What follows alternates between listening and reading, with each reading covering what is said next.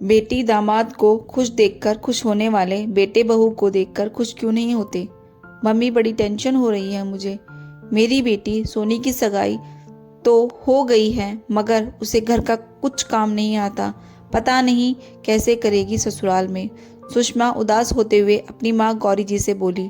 गौरी जी बोली, बेटा तू बेवजह टेंशन ले रही है। वैसे भी लड़कियों को शादी से पहले कौन सा इतना काम आता है। तुझे भी कहाँ आता था, मगर शादी के बाद धीरे धीरे सीख गई ना। हमारी सोनी भी सीख जाएगी। सबसे बड़ी बात, तेरी सास ने कभी तुझे रोका टोका नहीं और अच्छा था कि वे गांव में ही रहती थी, इसलिए तू भी आज़ाद रह पाई यहाँ। और हमारे दामाद जी मोहन, वह भी तो कितने अच्छे मिले हैं हमें। सुषमा भी इतराते हुए बोली, हाँ मम्मी, मोहन तो मेरी हर काम में मदद किया करता था। सुबह की पहली चाय तो आज भी मोहन ही बना देते हैं। शादी के बाद कभी मोहन ने ऐसा नहीं जताया कि घर के सारे काम सिर्फ लड़कियां ही करती हैं। उनका मानना था कि यदि पति पत्नी दोनों मिलकर घर के काम करें तो उनमें हमेशा प्यार बना रहता है। काश सोनी का पति मुकेश भी ऐसा ही हो। पता नहीं मम्मी, सोनी की शादी नफा देगी या नुकसान। गौरी जी बोली, बेटी भी तेरी तरह किस्मत वाली ही होगी बेटा, यह शादी नफा ही देगी, देख लेना। दोनों माँ बेटी बाहर हॉल में बैठी यह सारी बातें कर रही थी कि रसोई से सुषमा की भाभी सीमा सभी के लिए चाय और नाश्ता ले आई। गौरी जी बोली, सीमा, मैंने कल सोनी के होने वाले पति मुकेश का खाना बोल दिया है घर में, तो तुम आज ही सारा सामान ले आओ। पहली बार नातिन के होने वाले पति को खाना खिला रहे हैं तो ध्यान रहे खाने में पकवानों की कमी ना हो। फिर बेटी सुषमा से बोली, तुम सोनी और मोहन जी भी जल्दी आ जाना बेटा। सुषमा बोली, मम्मी हम सब एक साथ ही आ जाएंगे खाने के समय पर। गौरी जी बोली, बेटा जैसी तेरी मर्जी। दूसरे दिन सीमा सुबह जल्दी उठकर खाने की तैयारियों में लग गई। यही तो होता था सीमा के साथ। हमेशा घर का कोई भी त्योहार हो या घर के किसी का भी खाना हो, सासू माँ सभी को बोलकर बड़ी बन जाती थी बस। और यहाँ रसोई में खाना अकेले सीमा को ही बनाना पड़ता था।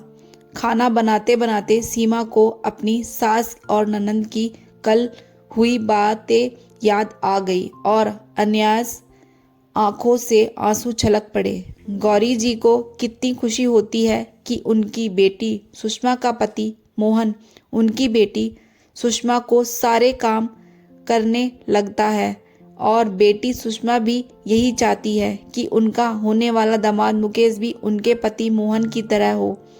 यह लोग जो बेटी और उनके दामादों को खुश देखकर इतना खुश होते हैं, यही लोग अगर उनका बेटा बहू की मदद कर दे या बहू से प्यार से बात कर ले तो घर की बहुओं पर आंखें, पैनी और मुंह चढ़ा देते हैं। सीमा को अच्छे से याद है जब उसकी नई नई शादी हुई थी, पति रोहन भी सीमा को कभी कभार घर के कामों में मदद कर देते थे। वे जानते थे सीमा अकेली थक जाती है। घर में सास ससुर देवर सभी की अलग अलग फरमाइश होती और कोई भी अपना काम खुद से नहीं करता था। बेटी सुषमा भी मायके के पास ही होने की वजह से ज़्यादातर मायके में ही रहती। उनके सास ससुर गांव में रहते थे, जिस वजह से उनका उठना बैठना मायके में ज़्यादा था। सुषमा भी आकर बस अपनी मम्मी से बातें करती, कभी भाभी को रसोई में हाथ नहीं बटाती और खाना खाकर रवाना हो जाती।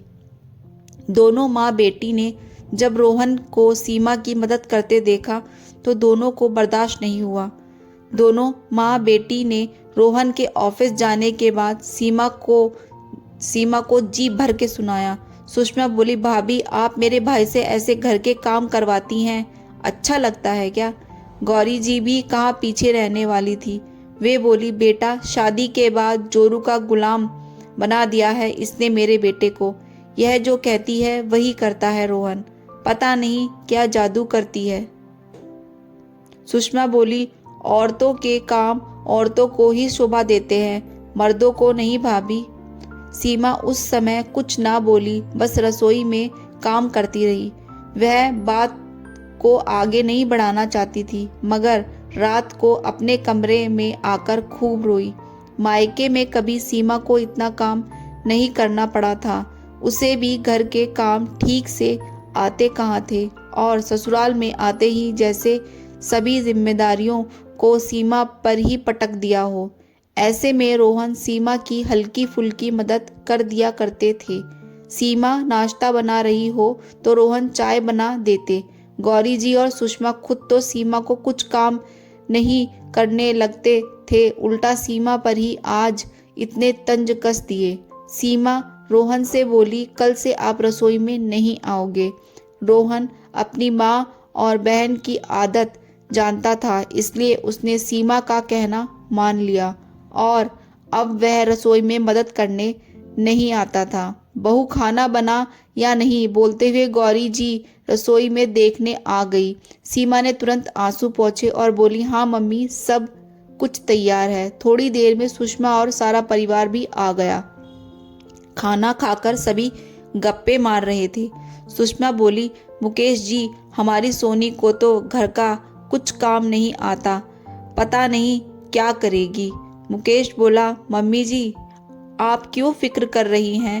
मैं हूं ना, मैं सोनी को घर में कामों में मदद करूंगा। सुषमा खुश हो गई और बोली, दामाद जी, आपने तो मेरी चिंता खत्म कर दी। आप जैसा दामाद पाकर मैं धन्य हो गई। सीमा मन ही मन सोचने लगी, बेटी दामाद को खुश देखकर खुश होने वाले लोग बेटे बहू को देखकर खुश क्यों नहीं होते? और अगर सासू माँ और उनकी बेटी के हिसाब से शादी के बाद अगर दामाद बेटी के घर के कामों में मदद करे तो उसकी शादी नफा वाली मानी जाती है, तो मेरी नफा वाली शादी को दोनों ने मिलकर झंड क्यों बना दिया? आज सभी को यूं हंसते देख सीमा भी चुप रहने वाली नहीं थी। वह भी बोल पड़ी, जैसी सोच मायके वाले अपनी बेटी दामाद के लिए रखते हैं, काश वैसी ही सोच बेटी के ससुराल वाले भी उसके लिए रखे तो घर जन्नत बन जाता है।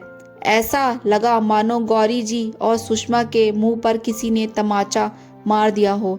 एक खामोशी छा गई, मानो जैसे इतने सालों बाद सासू माँ और ननंद रानी को अपने किए कुकर्म याद आ गए हों और उन्हें यह याद दिलाकर सीमा के कलेजे को ठंडक मिल गई। दोस्तों, आपको मेरी ये कहानी अच्छी लगी तो मेरे चैनल को सब्सक्राइब जरूर कीजिए। Thanks for watching. Please subscribe my channel.